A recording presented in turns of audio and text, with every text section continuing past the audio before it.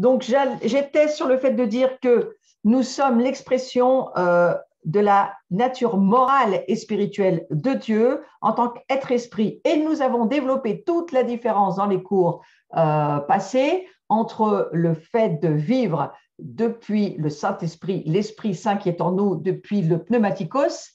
Et nous avons vu aussi la différence par le fait que lorsque nous naissons séparés de Dieu, nous vivons sur le domaine du psychikos, c'est-à-dire de l'âme, du fait que notre esprit n'est pas en connexion avec l'Esprit de Dieu. Et donc, nous sommes des êtres charnels qui ne pouvons pas être dirigés par le Saint-Esprit. Et là où je veux continuer d'aller, je vais attaquer directement maintenant au visuel 37. Qu'est-ce que c'est qu'une personne dirigée par son âme? C'est important de bien le saisir parce que, au travers de cette compréhension, nous allons pouvoir mesurer où nous en sommes chacun. Et c'est l'objet de ce cours. L'objet de ce cours, c'est de se dire, est-ce que je suis quelqu'un qui vit à partir du psychikos, c'est-à-dire de mon âme, et que au fond, ce n'est pas du tout ce que Dieu me demande, ou est-ce que je suis quelqu'un qui vit à partir du pneumatikos, c'est-à-dire du souffle de Dieu, de l'Esprit de Dieu qui vit dans mon esprit. Alors, une personne dirigée par son âme, vous voyez, c'est ce que vous pouvez lire à l'écran directement maintenant, c'est le livre de Jude qui nous en parle. Et Jude nous donne une définition que je trouve très intéressante et donc je vais la voir avec vous. Voilà ce que nous dit Jude de ce qu'est une personne dirigée par son âme. Ce sont des gens qui murmurent et qui se plaignent de leur sort. Autrement dit, ils n'ont pas dit non à leur âme, qui marchent selon leur convoitise et qui ont à la bouche des paroles hautaines, qui admirent les personnes par motif d'intérêt. Mais vous, bien-aimés, souvenez-vous des choses annoncées d'avance par les apôtres de notre Seigneur Jésus-Christ. Ils vous disaient qu'au dernier jour, il y aurait des moqueurs marchant selon leur convoitise impie. Ce sont ceux qui provoquent des divisions, hommes sensuels, n'ayant pas l'esprit. Vous voyez, c'est un terme extrêmement clair, ils n'ont pas l'esprit. Les voilà, une autre traduction dira, les voilà les fauteurs de division, les êtres charnels dépourvus de l'esprit. Donc, quelqu'un qui est charnel, c'est quelqu'un qui vit au niveau de ses sensations, de ses émotions, de ce que son âme comporte. Souvenez-vous que l'âme, c'est la vie, V, volonté, I, intelligence, E, émotion, c'est notre personnalité et nous ne sommes pas appelés à vivre depuis notre personnalité. Nous sommes appelés à vivre depuis le Saint-Esprit qui vit en nous. Et donc, ce Saint-Esprit, eh bien, c'est lui qui est appelé à diriger notre vie. Donc, nous allons voir sur le visuel suivant certains substituts que peut produire notre âme et c'est en tous les cas quelque chose qui va nous aider au discernement. À l'heure actuelle, vous savez qu'il y a une église qui, pour une partie, n'est pas réellement en relation avec Dieu, ne vit pas sa connexion avec Dieu, ne télécharge pas des cieux ce que Dieu dit dans sa parole. Et cette église-là, elle peut avoir l'apparence de la religiosité, l'apparence de la piété, mais dire à l'Écriture, elle en a perdu toute la puissance et la force. Pourquoi? Eh bien, parce qu'elle vit de cette église-là depuis son âme et absolument pas depuis l'Esprit Saint qui est en elle. Alors, ces substituts, les voilà, on va les voir ensemble. On se rend compte que l'adoration est remplacée par le divertissement, c'est-à-dire qu'on cherche des choses qui nous plaisent, des chants qui nous plaisent, des sons qui nous plaisent, des personnes qui nous plaisent, mais ça n'a rien à voir avec le fait d'adorer et ça n'a rien à voir avec ce dont il est question depuis les cieux concernant l'adoration. On se rend compte que le discernement, il est remplacé par la critique. Combien de gens, moi j'en entends un certain nombre avec qui je peux discuter, me disent, oh, mais je ne juge pas, je donne juste mon avis. Mais bien souvent, l'avis, nos opinions, vous savez, ça devient vite une critique. Il faut être très prudent sur cela. La critique n'étant en aucun cas un discernement. Et si l'esprit juge de tout, eh bien, ça, c'est une bonne chose, mais il faut être sûr que c'est l'Esprit Saint.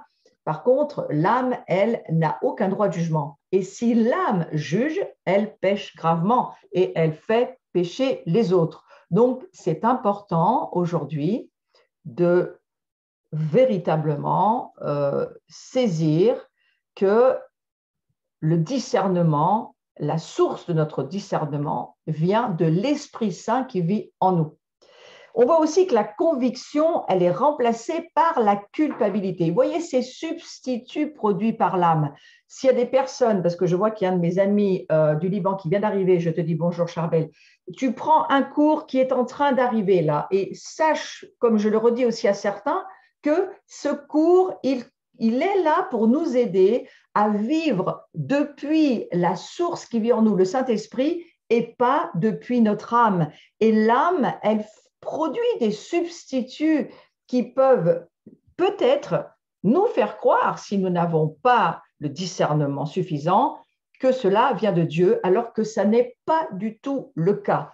Donc, on voit que la compassion, par exemple, elle est remplacée par la piété. Attention, si nous vivons depuis la source qui est en nous, le Saint-Esprit, eh bien, la compassion, ça vient de Jésus. C'est quelque chose qui sort de notre cœur. Nous allons nous occuper de quelqu'un à côté de nous qui a besoin de soins, besoin d'attention, besoin de prière. Et alors, la compassion qui va être dans notre cœur, eh bien, c'est elle qui va produire la substance du royaume et donc l'aide dont la personne a besoin. Mais si nous faisons quelque chose que Dieu ne nous demande pas et que nous le faisons parce que nous avions simplement envie de le faire, le nous avions envie de le faire n'a rien à voir avec le Saint-Esprit. Et alors, ça deviendra de la pitié. Mais la pitié ne produit rien, c'est une œuvre de la chair. Attention, la pitié, elle te dit toujours que tu es pauvre, que tu es incapable et que la compassion, tu ne sais même pas ce que c'est. Eh bien, ça va être important de te rendre compte sur ce sujet-là, que la puissance de la compassion, c'est la puissance de l'amour de Dieu. Et c'est cet amour-là qui vient et qui touche les personnes dont nous nous occupons. Lorsque le Saint-Esprit vient nous faire un ministère, c'est la compassion de Jésus au travers du Saint-Esprit qui nous touche, son amour, son pardon, sa miséricorde. Voilà le royaume qui vient et qui nous transforme. Sachons bien faire attention parce que la pitié, elle, ne produit absolument rien. Et la révélation, on va finir par ce secteur-là, histoire de bien comprendre ce que je suis en train de vous dire. La révélation, elle est remplacée par la manipulation. Je ne vais pas aller sur le domaine de la sorcellerie, ce n'est pas mon sujet aujourd'hui, mais nous avons besoin, dans les jours que nous traversons, de révélation. Et la révélation, nous la trouvons dans l'adoration. Satan a ses stratégies et lui, il va tout faire pour que nous ne puissions pas recevoir de révélation. Non seulement il va toujours essayer de nous empêcher de prendre le temps de lire la Bible, de chercher la présence de Dieu, mais le diable, il sait parfaitement que si nous adorons Dieu, si nous vivons des temps profonds d'adoration, nous allons recevoir des révélations. Donc, il en va de notre survie. Il est essentiel pour chacun de nous d'apprendre à faire la différence entre ce qui est de l'esprit et ce qui est de l'âme. Nous vivons à partir du pneumatikos. Notre vie spirituelle, elle vient par le souffle de Dieu qui est en nous et qui, au travers de la relation que nous avons avec Dieu, avec le Père, avec le Fils et avec le Saint-Esprit, il y a cette relation avec ces trois personnes qui sont très différentes toutes les trois, mais qui n'en forment qu'une. C'est le mystère de Dieu, c'est le mystère du Hérat de Dieu. Eh bien, c'est au travers de ce souffle de Dieu que nous vivons. à chaque respiration, nous pouvons nous dire, soyons reconnaissants, voilà, le souffle de Dieu vit en nous et c'est lui qui doit diriger toute notre vie. Alors, je vais passer sur le sujet un peu différent, mais qui va continuer ce dans quoi nous sommes. La discipline, c'est la clé pour garder toutes les délivrances, les guérisons, les transformations, quel que soit le chemin que nous traversons. Il y a une clé pour grandir, mais aussi pour garder notre liberté.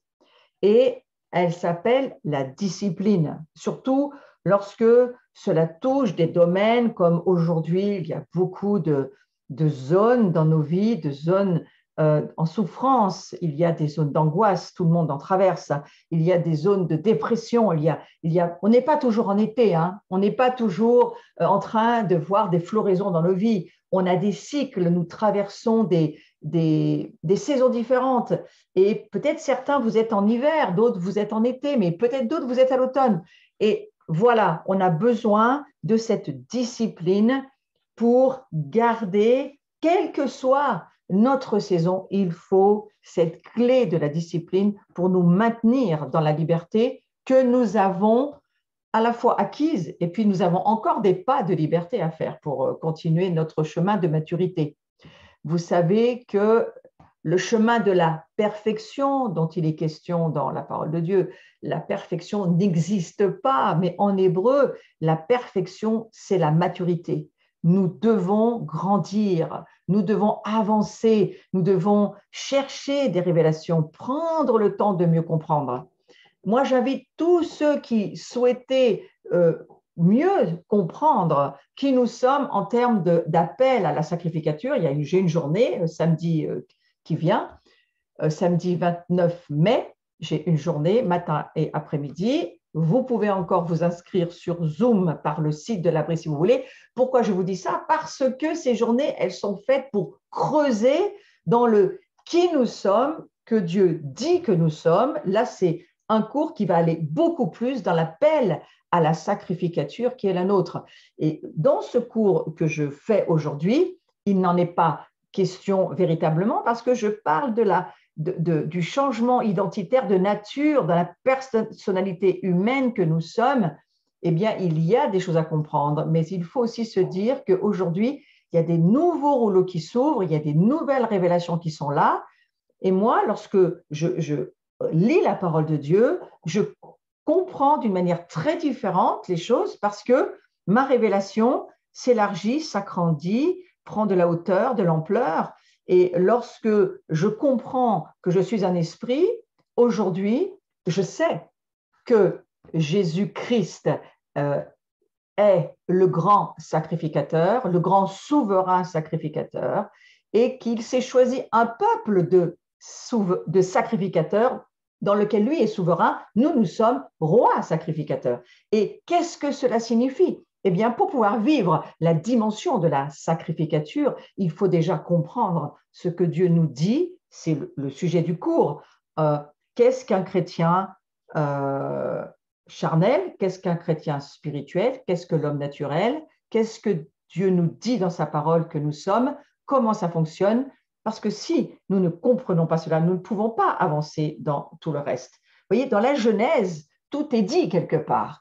Et puis, l'Ancien Testament, qui est l'ombre des choses à venir, nous amène des révélations, des reliefs sur ce que Jésus viendra faire en renouvelant l'alliance dans le Nouveau Testament. Alors, moi, je vous encourage vraiment à avoir cette discipline et à décider dans votre vie intérieure que vous voulez grandir, vous voulez voir les nouvelles révélations que Dieu est en train d'ouvrir en ce moment. Il y a toute cette race de Melchisédek, toute cette sacrificature de Melchisédek, il faut avancer dedans, comprendre comment ça fonctionne, parce que ce sont des révélations extrêmement importantes qui transforment totalement notre vie et qui nous amènent à devenir ce que nous sommes déjà. Mais pour le devenir, il faut déjà savoir ce que Dieu en dit dans sa parole. Alors, faites de Jésus le chef de tous les domaines de votre vie. C'est extrêmement important. Et quand vous savez que Jésus-Christ, il est le grand souverain sacrificateur de la foi que nous professons, vous savez que c'est le livre des Hébreux qui dit cela, eh bien, lorsque nous déclarons que nous professons notre foi, lui, il est souverain sacrificateur, il est le plus grand des avocats dans les cieux. Et vous savez, il a juste besoin de nous entendre déclarer notre foi. Et alors, lui, entendant la profession de notre foi, il va agir au travers de la puissance du Saint-Esprit. Mais Jésus ne peut rien faire jusqu'à ce que nous lui demandions, jusqu'à ce que nous déclarions ce qu'il nous demande de déclarer. C'est notre travail de veilleur, de guetteur, mais aussi de sacrificateur. Donc, je vous encourage vraiment à rentrer dans ces révélations et encourageons-nous tous à le faire parce que c'est, je crois, ce qui va nous permettre de traverser les temps dans lesquels nous sommes déjà entrés. Et il y a, pour certaines personnes, des temps beaucoup plus difficiles que d'autres. Mais vous savez quoi? Pourquoi Dieu a choisi de nous donner des modèles et des protocoles dans l'Ancien Testament? Ça ne veut pas dire que l'Ancien, il est vieux, qu'il est périmé, qu'il ne fonctionne plus. L'Ancien Testament, j'aime mieux dire le premier livre, le livre de l'Ancienne Alliance que Jésus va renouveler au travers de sa vie, de son sang, de son sacrifice, de la révélation de qui il est. Il est devenu le souverain sacrificateur de notre foi. Eh bien, voilà, il faut en faire le chef de tous les domaines de notre vie. Ça restaure la relation verticale et vous entendez alors Dieu vous parler d'en haut, pas d'en bas. Lorsque Jean va entendre une voix derrière lui dans le livre de l'Apocalypse, il va lui être demandé à Jean de monter, monte, et puis, alors qu'il est monté, en adorant Dieu, en cherchant Dieu, monte, ça veut dire rejoins-moi, ferme la porte de ta chambre, cherche ma face, cherche-moi. Dieu vient dans le secret de notre relation d'intimité, et c'est là, alors que nous montons, Jean va se retourner et va dire j'entends une voix. Mais c'est là où Dieu nous parle. Alors, je vous encourage à prendre l'initiative et à chercher à entendre la voix de Jésus parce que c'est vraiment le moment de l'entendre. Et je vous encourage aussi à vivre selon la parole de Dieu. C'est elle qui dirige votre vie. Matthieu chapitre 4, verset 4, hein, c'est le 4-4 de la foi là aussi. Marchez selon ce qu'elle vous dit. Marchez et obéissez. Parce que c'est alors que nous marchons, que nous obéissons, que les choses arrivent. La discipline, ce n'est pas un substitut à la délivrance, et la délivrance n'est pas un substitut à la discipline. Il nous faut les deux. Et Dieu nous accorde la délivrance parce que c'est une des raisons pour laquelle Jésus va mourir sur la croix. Il va mourir pour nous, pour que nous puissions vivre libre. Mais qu'est-ce que ça veut dire, vivre libre? Eh bien, reprenez les cours précédents. On a la liberté de ne plus pécher. On a la liberté de guérir, de grandir. Mais il n'y a pas de croissance possible sans libération possible. À la fois, la maturité est un processus et il faut du temps, mais à la fois, la liberté est instantanée. Et il nous faut des libertés instantanées, ce que j'appelle moi la délivrance des mauvais esprits, la délivrance des influences démoniaques sur notre vie. Il nous faut vivre des délivrances pour pouvoir grandir. Et Satan le sait parfaitement. C'est pour cela qu'il y a autant de gens opposés, et je parle de chrétiens, opposés à la délivrance. Mais ce qu'ils devraient comprendre, c'est que sans la délivrance, nous ne pouvons pas grandir. La délivrance est un style de vie.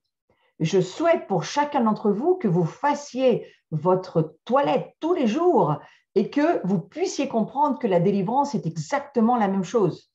Le changement de pensée, c'est une responsabilité quotidienne. Ne laissez pas Satan s'infiltrer dans vos pensées en vous disant « Oh, ben, je réfléchirai à ce que je pense dans 15 jours. » Non, non, non. Tous les jours, nous devons réfléchir à ce que nous pensons. C'est extrêmement important.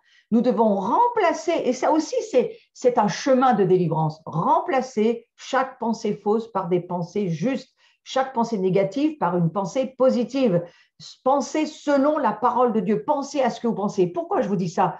mais parce que c'est le protocole du livre qui est écrit pour nous, du livre des Romains chapitre 12, les 2 premiers versets. Non seulement nous devons offrir nos corps en sacrifice, ça c'est le premier pas pour un sacrificateur. Un sacrificateur, il offre sa vie en sacrifice, sachant que lui, il offre sa vie en sacrifice vivant. Pourquoi? Parce que Jésus, lui, il est mort pour lui. Notre sacrifice. Comment nous nous approchons de Dieu? C'est au travers du sacrifice de l'agneau de Dieu, Jésus-Christ. Lui, il est mort une fois pour toutes.